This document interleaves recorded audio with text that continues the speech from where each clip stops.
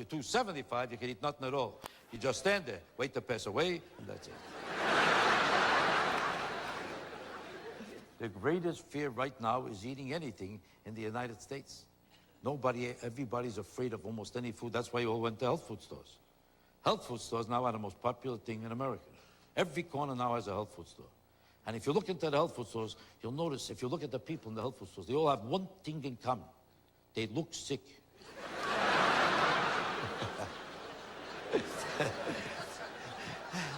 You ever see in your life a healthy-looking person in a health food store? I never saw that. They all look zerkrachen, zerhagen. They all look prischkes and pimples, their face, the whole bullshit. They all look like they have an hour left to live, zerkrachen. Walk into a Jewish delicatessen, everybody looks like this.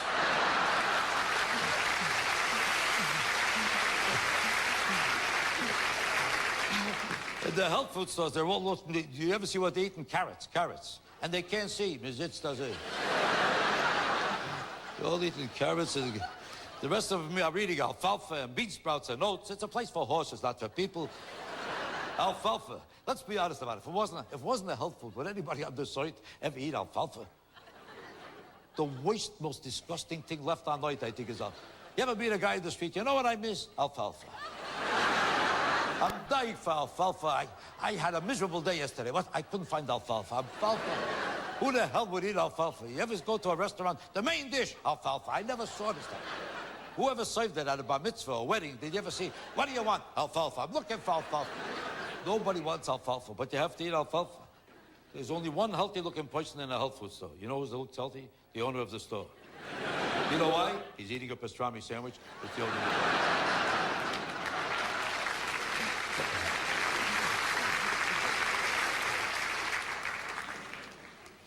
As you see over here in this country, the mores are a little different. The lifestyle is a little different. Here they're a little more self-conscious about sex, and it's more news about sex than it is in the United States. In the United States, everybody fools around. The women still pretend that they don't, but they're almost about to, they're trying to, but they're not ready to. It's not nice. What time? It's up to you. Maybe we'll wake something up. They still don't fool around on the first date. First date, it's not nice. Second date, I'll take a chance. They convince themselves on the first date, they hardly know you. The second date, oh, why not? Now I know you better. How much better do you know a person on the second date than the first date?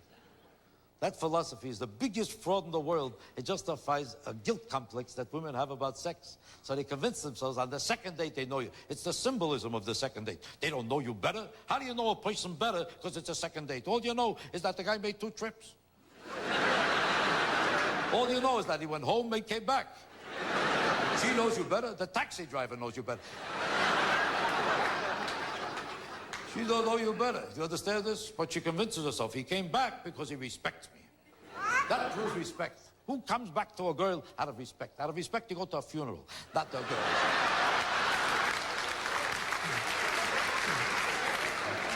He already made an investment on the first date, so he's coming back to collect.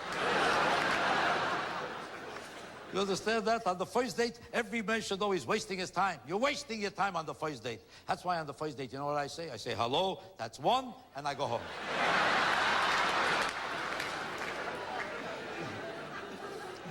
Because with all the openness in all of the societies, the simple fact is that women still are hypocrites about the whole subject of sex.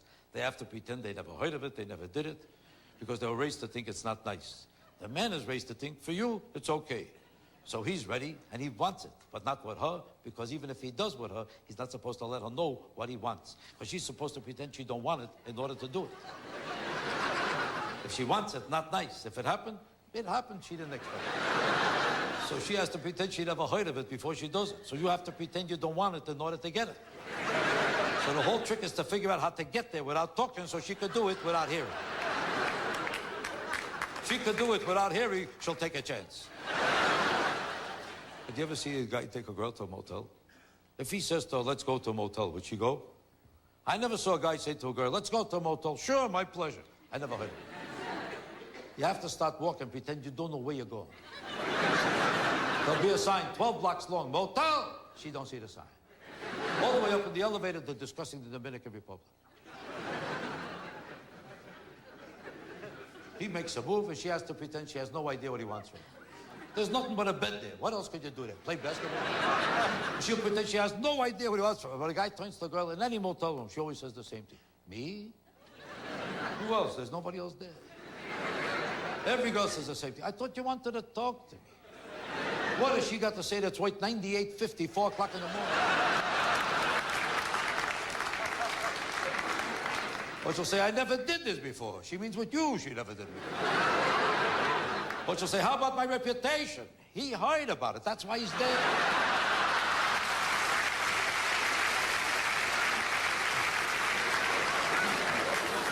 This show, I'll be honest with you, it's not for everybody. Do you notice that? Because there's a lot of people who would never even enjoy a comedian on any level. You know, there's a lot of people, if you say to them, I want to see a comedian, any comedian, I don't care who he is, it's not for me. To them, it's not an art form. Because people are interested in artistic affairs, world affairs. They're interested in hearing things that are more important than this. They want to feel like they're going to a ballet. A ballet to them is an art form. A comedian talking, I always give up. They don't have to understand the ballet. They don't have to enjoy the ballet. As long as they go to a ballet, they go, I'm art. Art, ballet, ballet is art. I go to the ballet. Most people who go to the ballet don't even understand the ballet. But it's another status symbol for very sick people. To be able to say, I'm not making fun of the ballet. The ballet is the most beautiful art form in the world, and I have the highest respect for any ballet dancer. What they have to achieve as an artist, and the sacrifice they have to make, the delicacy and the perfection that goes into the development of the most perfect ballet requires such sacrifice, such delicacy, that there's no art form in the world that is so demanding and so exacting as a ballet. Let's be honest about it. There isn't. And anybody who makes fun of a ballet dancer is a putz and a lowlife to me. I'm not making fun of them. I'm making fun of the people who go to the ballet. Because most of them do not even enjoy the ballet. They don't even know what it's about. It's like the people who go to Les Mis. Do they understand Les Mis? Half of the people love Les Mis. The other half went there because everybody else went to Les Mis. You're a putz if you don't see Les Mis. Oh, I saw Les Mis. You saw Les Mis. What was it about? Well, I would say it's about 3 hours. That's about all they know. They hear 300 Gentiles screaming for an hour. What a show that was. What was it about? They have no idea. Some people love it, but the people who don't pretend to love it because you're supposed to love Les Mis. If it's a hit and you don't love it, you're a putz. So they straddled into thinking they enjoyed it. That's how people go to a ballet. They found out that 2 out of 42,000 people who go to a ballet actually enjoy the ballet. And those 2 people passed away a month ago, nobody knows. Most of the people who go to the ballet only go for one reason, so they can come back from the ballet. Once you come back, you're cultured. Where were you? The ballet. The ballet. I went to the ballet. Where were you? Also the ballet. The ballet. Go to the ballet. Then they tell it to another guy. Oh, I love the ballet. I love the ballet. I'd like to know this. I'd like to know this. If so many people love the ballet, how come the whole ballet season is a week and a half every 9 years? And how come every time they have a benefit luncheon where 300 Jewish women get together, it's to save what? To save the ballet, to save the symphony, to save the opera. Why? Because nobody goes there. If so many people went there, would you have to save them every week and a half? You ever see a benefit to save Madonna? I never heard of it. But if you take anybody out of a major city and give him a job in some cockamamie small town and you come to visit him, 2 years later, what's the first thing he tells you? That he misses London or he misses New York? Why? Because there's no life without London. There's no life. Why? It's not the same. Let's be honest. It's not the same. Why not? There's no ballet. Ask him, do you actually go to the ballet? Well, it's not that I go. At least I know I could go if I wanted to go. Go to any ballet. What do you see there? You see the same thing at every ballet. One girl is twirling, and 3,000 Jews schluffed.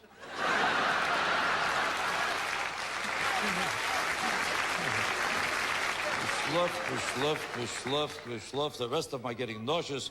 How long is she going to keep twirling already? She's twirling. And you know what they can't figure out? Why she's always on her toes. Why is she on her toes? What is it? Can't they find a taller girl? I can't believe it.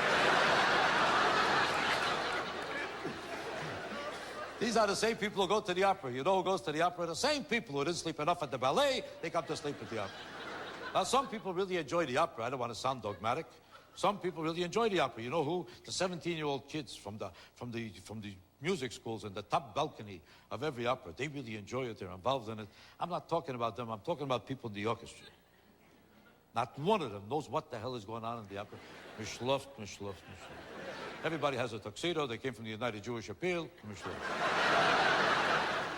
Mishluft, mishluft. It's a bedroom for rich Jews. That's all it is.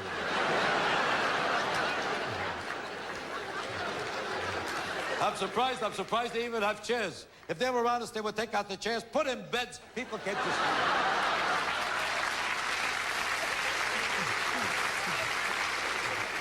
I'm surprised people come with suits. If they were honest, they'd come with pajamas. You came to sleep.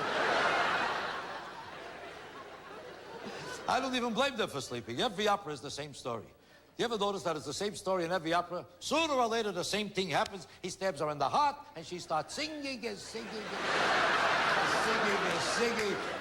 And the more he stabs her, the better she sings. Any place in the world, you stab a person, they pass away. Not an opera.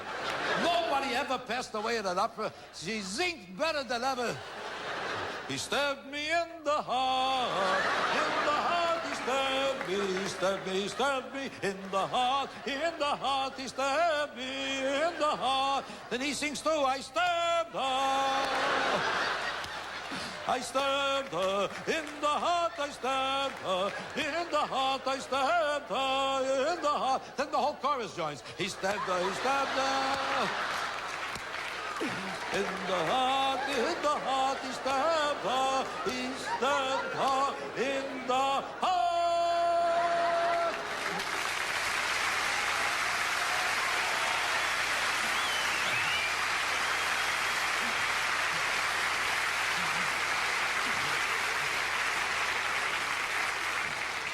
Well, ladies and gentlemen, I think we're going to try to have a little intermission now. I would appreciate if the Gentiles have the decency to let the Jews out first.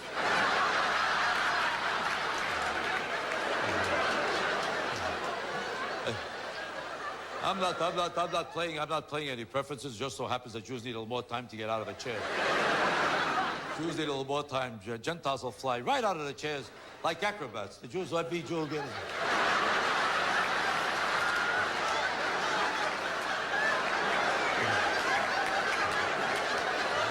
Every Jew is going to get up like this. There's something pulling here. I don't know what's pulling here. There's something pulling. Yesterday, I don't know what it is. Yesterday I was walking perfect, but today I don't know what it is. I don't know what the hell it is. When I go like this, I don't feel it, but when I go like this... And they all say the same thing. I don't complain. I hate a complainer.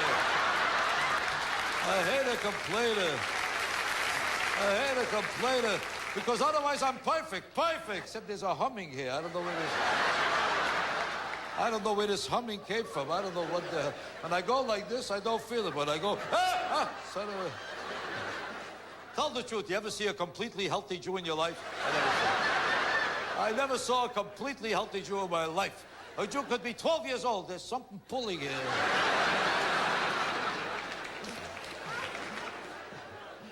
Gentiles are just the opposite. Gentiles are never sick, because they're raised with this macho imagery that you're not supposed to admit you're sick, you're not supposed to even think of yourself as sick. They could crash into a wall, be bleeding to death.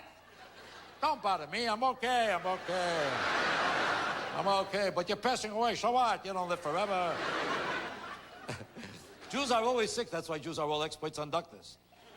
Why, did you ever see a Jew that's not an expert on doctors? I don't know one Jew in the world that doesn't know the biggest doctor, the biggest. If a Gentile needs a doctor, he sees a sign, doctor, close enough. A clinic, begin. When a Jew needs a doctor, they consult with every doctor in it. There is not one Jew that's not a consultant upon doctors and doctors. By the time they pick out a doctor, they'll all tell you, this is the biggest doctor, the biggest. Jews only know the biggest. I never met a Jew that doesn't know the biggest. You know how big he is, they'll all tell you, he is so big. They'll all tell you the same thing, you can't get in. You can't get in, that's how big he is. You can't get in. If a Jew hears you could get in, they'll never go there. Jews only go to doctors where you can't get in. You can't get in! You can't get in before you know 300 Jews are online. What are you doing here? I heard you can't get in. I'm here. Why, are you sick? Not right now, but I'm not going to wait till the last minute. They always tell you can't get in, and they always tell you can't get in for the same reason. It's always the same reason, because he's the head of the hospital. Did you ever hear of a Jew in your life that went to a doctor who's not the head? If he's not the head, they wouldn't even talk to him. He's only for Gentiles. Forget about it. Jews only go to the head. He is the head, the Lord, the head. Not only the head of this hospital, he's the head of every hospital. Used to be the head of Mount Sinai, now he's the head of Mount Everest. They wanted him to be the head of Mount Rushmore. He turned it down. He is too big. He is so big you can't get in. You know how long it takes to see this doctor? 8 years. 8 years is the minimum. They'll all tell you 8 years, the minimum. Minimum is 8 years. That's with a connection. Without a connection, 11 years. 11 years, minimum. Minimum 11 years. The other guy always has to top you. What's 11 years? 11. My doctor, 23 years, minimum. Minimum. That's with a connection. Without a connection, 39 years, minimum. You think that's a doctor? My doctor is so big that nobody has seen him yet. Well, ladies and gentlemen, we're going to have a little intermission right now.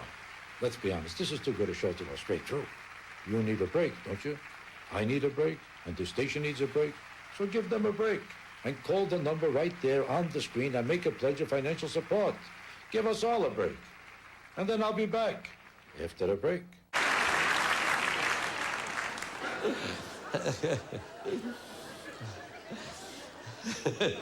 There's certain traits that are strictly Jewish, let's be honest about it. No matter how much you'd like to say that what I would say is too Jewish or not so Jewish or very Jewish, the fact is there are certain traits that are strictly Jewish. And if people say I generalize too much, it's because they're stupid. And I say this with the highest respect. But you have to be stupid to say there's no difference between one denomination or another. If there was no difference, there was no such thing as a study of comparative culture. What do you mean by the word culture? Culture, by definition, is a generality.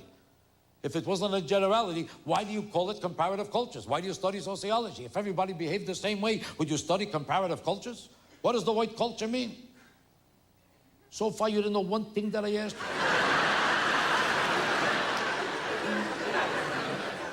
Jews have certain problems in their character that comes from a history of persecution. And there are also benefits because of it. Because of it, Jews are more charitable, Jews are more driven, Jews are more accomplished, and Jews make more money because they try harder to overcome a whole history of persecution. And because of it, they reflect also certain characteristics that are maybe not so perfect. I don't know if you heard about it. Hello? They have a certain self-consciousness about their identity, and they become paranoid. They are. Why do you think you can't even find a Jewish kid with a Jewish name in this country, or any country? They tell you they're proud to be Jewish, they're afraid to give a kid a Jewish name. You ever notice that? So proud to be Jewish, how come the Jewish heritage is no source of pride of you enough to have a Jewish name for your children? Italian kids still have Italian names. Michelangelo, Michelangelo, Tango, Tingo, Pango. Spanish kids still have Spanish names. Julio, Junio, Jalea, Hanan, Jose, Jojuket, Jaket, Fonfo. But you can't find one Jewish kid with a Jewish name anymore. Every Jewish kid now is Tiffany Schwartz. Macadamia Ginsburg. Ashley Lipschitz. They try and out-Gentile the Gentiles. I know a Jewish kid is Crucifix Finkelstein.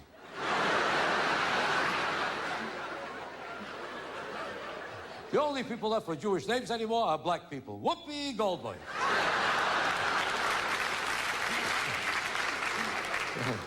You can tell they're self-conscious about their Jewishness. You know how you can tell? When a Jew becomes successful, you never hear a Jewish name again. Every major designer in the world, almost everyone, happens to be Jewish. But when they become a designer, Yves Saint Laurent, Saint Laurent, Saint Lachmec, Saint Laurent, all of a sudden they have one French name after. They can't even pronounce their own names. What's your name?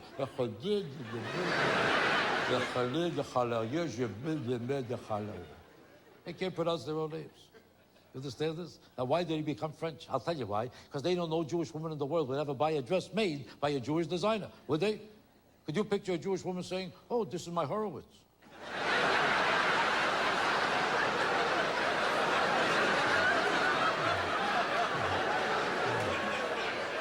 Do you want to see my Finkelstein? It's coming out now.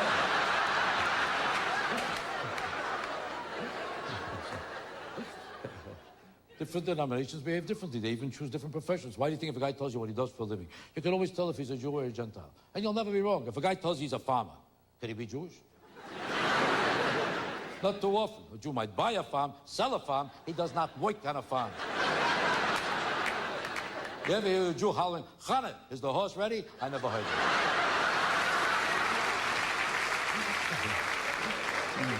Do you ever see a Jewish stuntman? I was in Hollywood for 30 years. I saw them make 9,000 pictures. I never saw a Jewish stuntman.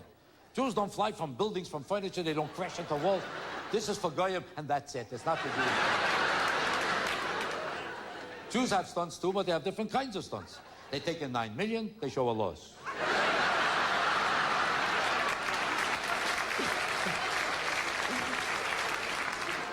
There's another profession, mugging. You ever see a Jewish mugger? There's Gentile muggers, there's black, there's Chinese, every kind of mugger in the world. You never saw a Jewish mugger. Why? Because a Jew could never become a mugger. It's not the Jewish character to be a mugger. A mugger has to say, give me your money or I'll kill you. When did a Jew ever say, I'll kill you to somebody? A Jew would have to say, listen, you don't have to give me all your money.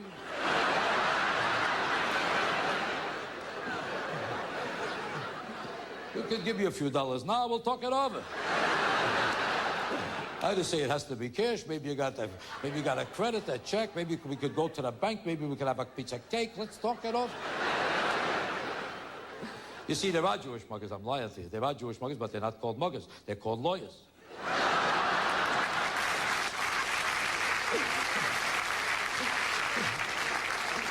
Let's be honest about it. There's certain professions that are not for Jews, just like there's certain professions that are not for Gentiles. For instance, there's Gentile accountants, but they stink at it. Even a Gentile doesn't want a Gentile accountant.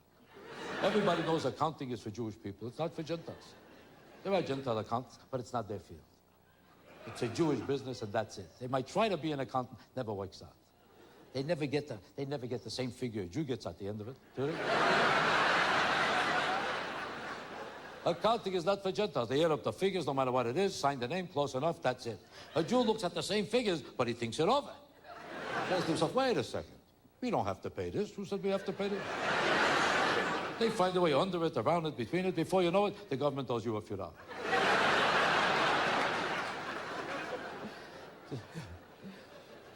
This is not to say that Gentiles are not great in certain fields. In certain fields, they're great, like the rodeo. Perfect. They're great for the rodeo. Do they have a rodeo here? Oh, you know what a rodeo is? You don't know. You do? That's where you fly from horses. There is not one Jew in the world that ever joined the rodeo. But it's the most popular profession for Gentiles in the United States because in the rodeo, it's a status symbol. It's like a great prize fighter, a great football player, a flit from a horse, and they love it. They love to sit on a horse that's going to throw you right off. The culture of the Jew made it impossible for him to do the same thing that a Gentile does. That's why to this day, you don't see a Jewish athlete. How often do you see a Jewish athlete? Once in 40 years, a Jewish athlete. Jews never had time to be athletes. They had to overcome discrimination. That's why they always went to college. Jews went to college when nobody else went to college. 100 years ago, when nobody was going to college, every Jewish mother told her child, you're going to college. And they went. There was no colleges yet, but they went. Because the accent was always on education. Jews know if you became a doctor, you'll be protected. Nobody's going to persecute a doctor. Could you picture an anti-Semite saying, are you a doctor? My foot hurts, you Jew bastard. I never heard. That's why Jews never became athletes. Mark Spitz was the last Jewish athlete. Remember him? Swam once, got nauseous, you never heard from him again. It's no accident that if you throw a Gentile a football, he plays with it. You throw a Jew a football, he runs around. Who wants to buy a football? It doesn't stop a Jew from having an exercise room. The most popular thing today, as soon as a Jew gets rich, oh, you should see my exercise room. I've got an exercise room, an exercise room. Ask him, do you do exercise? I'm busy. I'd like to do, I'm trying to do, I almost did. Do you do exercise? I got no time. They couldn't do exercise in those rooms if they wanted to because they can't even find the machines. Clothes are hanging on all the machines. This machine is for jackets, this one is for suits, this one is for shirts. Schmutters are hanging on all the machines. There's building special machines now just for Jews with hangers already attached.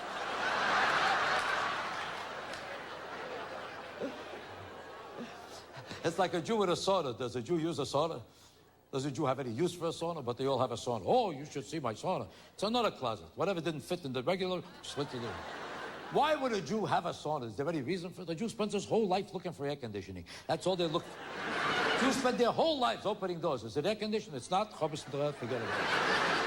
Then they buy a sauna. I only saw one Jew in my life in a sauna. You know why he was there? It was air conditioned.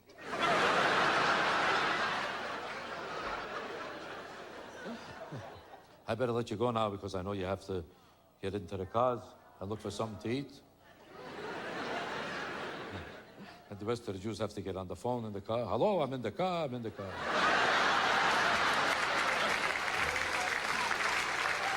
I'm in the car, I'm in the car. You got the wrong number, so what? I'm in the car. I'm in the car. They love to tell you, I'm in the car, I'm in the car. Right now, our Jews are on highways all over America going absolutely nowhere. Just yelling, I'm in the car, I'm in the car. And they don't even care that you can't hear one word on the car phone. Could you hear anything? The whole thing is a hearing test. You hear me now? You hear me now? You hear me now? I'm turning the corner. You hear me now? I'm around the corner. You hear me now? Hello, hello, I'm calling. Hello. You hear me now? If the phone in your house worked that way, you would throw it out in a second. For $6, you would throw it right out, but for $9,000, I'm in the car! Understand this? Not too funny to this group. The Gentile will laugh easier. Jews don't laugh unless they get permission from their wives. That's also true. That's not an exaggeration, that's a fact. Jews never laugh unless they get permission from their wives. If a Gentile thinks I'm funny, they laugh. I noticed this for 30 years already. Every time I perform any place, I see if a Gentile thinks I'm funny, they just laugh.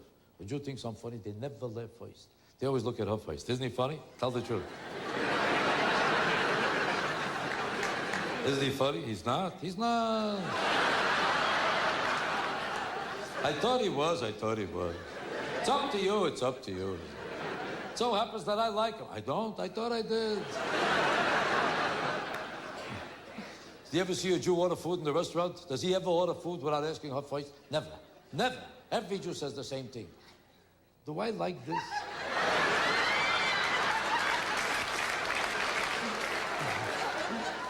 Every Jew gets up in the morning the same way. Did I do something wrong yet?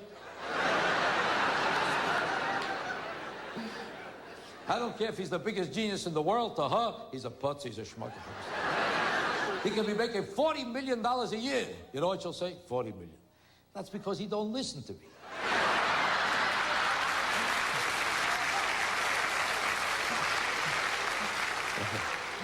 If he listened, you know how much money he'd be making today? He doesn't listen. Not that I'm picking on Jewish wives, that's not nice to do, because I picked on them a lot in my first show on Broadway. You probably heard about it. And I made a lot of routines about Jewish wives, and a lot of them resented it because I was picking on them too much, let's be honest. It's not nice to say, because there are really a lot of decent Jewish wives. There are. Where they are, nobody.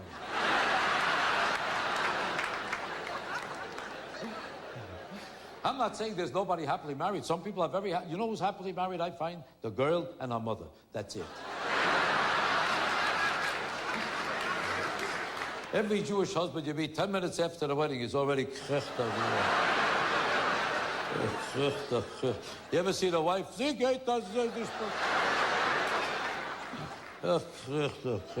Every Jew I know is going from one doctor to the other. The head is spinning, this is schwitzing, this is not working. The foot is hanging, the head... She's going to doctors too, but for a different reason. To move the nose over here, to pick up the chin, to push this up, to push this out, to push this around. Every Jewish yenta is rearranging every part of her body. By the time she's 72, she looks 12 and a half. He's 27, but he looks 98. I'm not picking only on Jews, let's be honest about it. Marriage is a failure in general. It's a failure all over the world.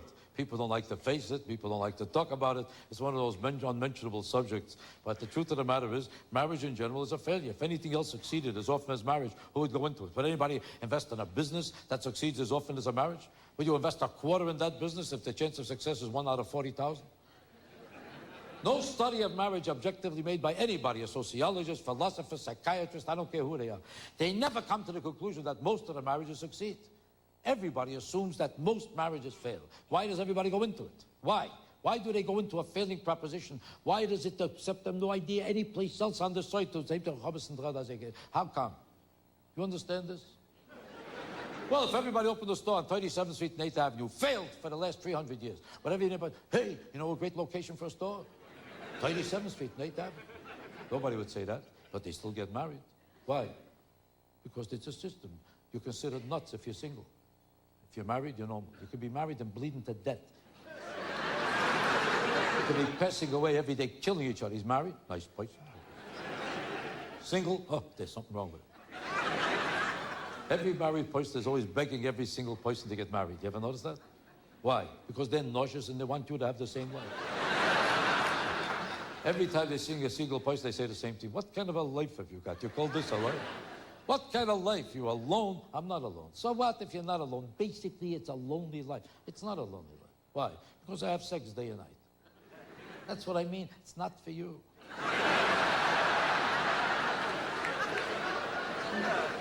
But I'm enjoying myself. Just because you're enjoying yourself, that means you're having a good time. You can't tell from enjoyment if you're having a good time. It's an empty life. But it's not. Why? Because there's a different girl every 5 minutes. That's what I mean. It's no good. Now it's good. But in the long run, you'll know how miserable you're going to be. So when I become miserable, I'll get married. Why do I have to get married now? Do you understand this? Mister? The truth of the matter is that they don't have really such a great time. Because the most important thing in the world is companionship, not sex. Sex without love is better than nothing.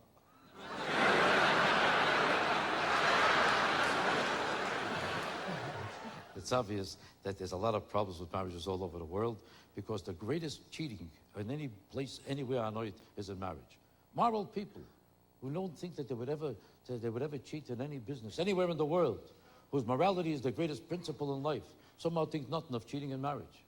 Why is that? 80% right now, do you hear about the deterioration of morality in the United States? They found out that 80% of the married men cheat in America. The rest of them cheat in Europe.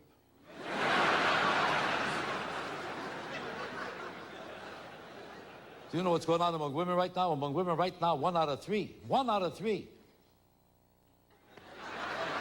Same as the man. Ever since I read that, whenever I see 3 girls together, I always wonder, which is the one? Just my luck. All my life, I keep beating the wrong 2. Listen to this. Now I know why every place you go, you see 2 girls together. The third one is in a room somewhere. But that's not true of all women. It's not true of all women. That's a blatant generality. That's not exactly true. Because among some denominations, they don't cheat at all. Italian women don't cheat. You people know that? They made a study, and they found out Italian women almost never cheat. You know why? Because they know if they get caught, ping, dead. A Jewish wife takes a chance. You know why? She got nothing to lose. Because if a Jewish husband catches her, is he going to hit her? A Jewish man would never hit. He'd call up his mother. What should I do? What should I do? Throw her out? How can I throw her out? The guy is still here. What do you want from me?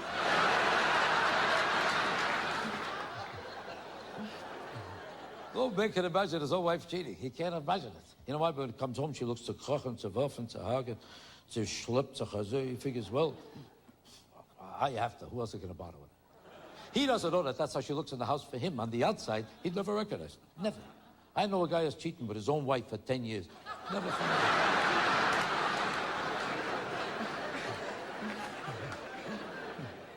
Women can cheat all they want because they'll tell you any story and men are stupid enough to believe it. Because men think they're so sexy, it can't be a lie. For 30 years, a wife can tell her husband, I'm tired. And this schmuck believes it. Tired? She's tired. Tired. He never stops to wonder. She's Jewish. What is she tired from? What is she tired from? She'd have to get out of bed to take a rest. What is she tired from?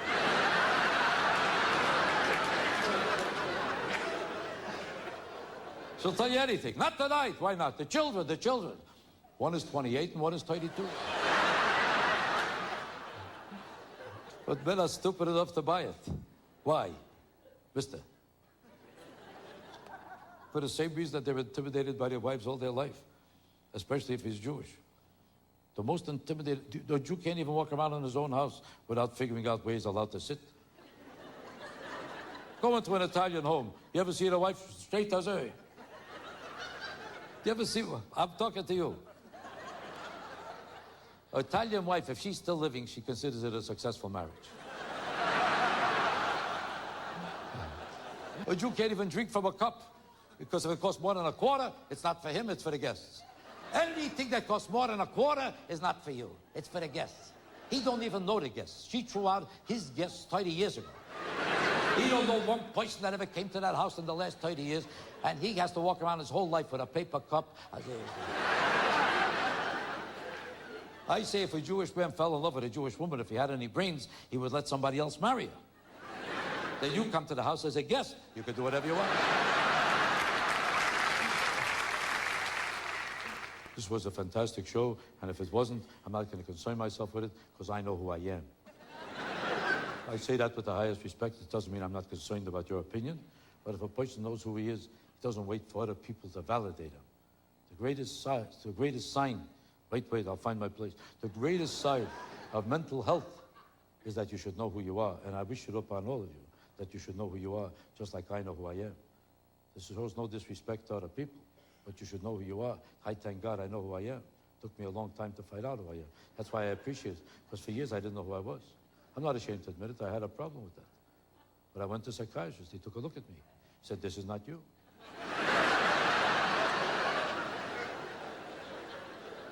I said, this is not me, then who is it? He said, I don't know either. I said, then what do I need you for? He said, to find out who you are. He said, together, we're gonna look for the real you. I said, if I don't know who I am, how will I know who to look for? And even if I find me, how will I know if it's me? Besides, if I want to look for me, what do I need him? I could look myself. Or I could take my friends. We know where I was. We'll know where to look. Besides, I said to myself, what if I find the real me and I find that he's even worse than me? What do I need him? I don't make enough for myself. I need a partner. 10 years ago, I'd be glad to look for anybody. Now I'm doing good. Why should I look for him? He needs help. Let him look for me. He said, the search for the real you will have to continue. That'll be $100, please. I said to myself, this is not the real me. Why should I give him the $100? I'll look for the real me and let him give him the $100. What if I find the real me and he don't think it's worth $100? Then I'm stuck my money with the real him. I said to myself, for all I know, the real me might be going to a different psychiatrist altogether.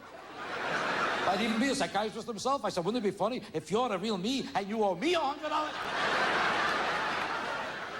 I said, I'll tell you what, I'll charge you $50. We'll call it even. Good night.